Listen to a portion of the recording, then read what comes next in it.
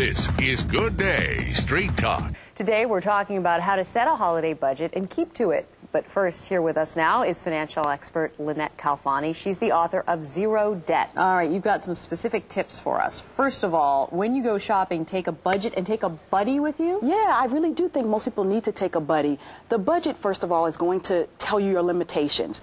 The buddy's job is to keep you accountable and responsible. It's that person's job to say, listen, you've gone to your limit. Don't whip out the credit cards and try to start overspending. You've spent your $500 or whatever the number is. That person is going to drag you, if necessary, out of the mall and say, hey, don't overspend. Well, here's a good way. Leave the credit cards at home. Just take cash. Absolutely. You know, study after study have shown that consumers are far more diligent and smart, frankly, about their spending habits when they're giving out those cold, hard dollars as opposed to using plastic. Right now on It's Your Call. Zero debt. Does that even exist in America today?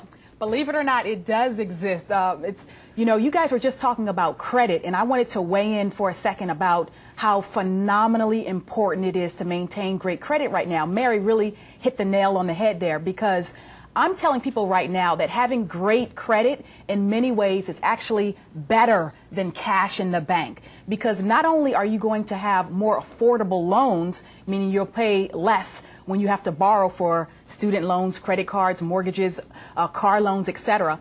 But I've also researched this and found that the person with great credit will save or earn over his or her lifetime more than $1 million over the person with bad credit. How should women who are running small businesses, and men as well for that matter, how should they be managing their money right now?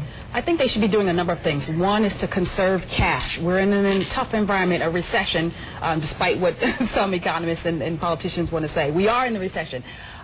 Manage the credit wisely, and also think about things that might be non-traditional ways of financing your operations. For example, can you barter services? Can you, instead of getting a traditional bank loan, get a loan against receivables that you might have coming in? Can you do factoring? Those type of things, which would allow you to get either the money necessary or the services you might need to grow and expand your operations. So let's go to our personal money coach, Lynnette Khalfani-Cox, with me now to explain. If you're one of those people who believes that you're automatically going to save money buying food at the grocery store instead of eating out at a restaurant, believe it or not, that's a big myth. Here's why. Some of you are making mistakes at the grocery store, especially if you're single. For instance, you might be buying high-end food, that gourmet stuff, or the organic food. That's expensive. Also, some of you who are single are buying food in bulk. What are you doing? All that food's going bad on you, so you're wasting money there. Also, if you hit the right restaurants, you can save money. Don't go to the 4-star restaurants. I'm talking the mom and pop stores or the local diners. They'll give you coupons to come back. This Long Island couple is currently somewhere between $100,000 and $200,000 in debt. If there was someone that could just come along and look at my picture and say, these are the steps you need to take, I would take them. That somebody has come along here to help Fred and Karen get out of this hole, to give us all some very good financial advice and eliminate that debt. Please welcome money coach Lynnette Khalfani. Hi, Lynnette. Welcome back to the show. So, what's the number one? Is this the worst couple you've ever seen? Absolutely not. You know, I probably was worse than they were, frankly, at one point.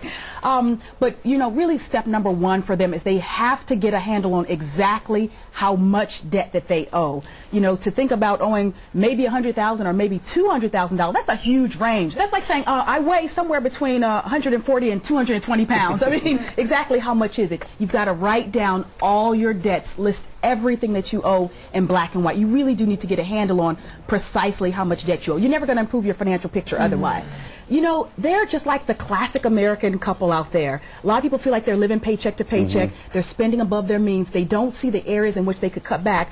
You buy a lot of books, from what I understand. You've got 2,000 or so, a collection of books, from what I heard. Get into the library. Get a library card. You know, there's some steps you can take to, you can still live the lifestyle that you want, or maybe get some of the things that you want, but adjust the way that you're going about doing it so you're not constantly throwing dollars out the door. How I define a financially abusive relationship relationship is as follows. It happens anytime someone that you know, trust, or love takes economic advantage of you. And it could happen among couples where maybe the wife is shopping up a storm and she has to have the Prada or the Gucci or the bag or whatever, and the husband's like, look, you're driving us into debt here. We've got to stop this. Or it can be among friends where they always expect you to pay, as you mentioned earlier. The thing is, you have to set limits. You have to set boundaries. And you have to talk about these things even when they're uncomfortable. Lynnette Khalfani-Cox is the money coach. And next is my open letter on taking responsibility for yourself. We've been talking about it the entire show, so you don't want to miss it.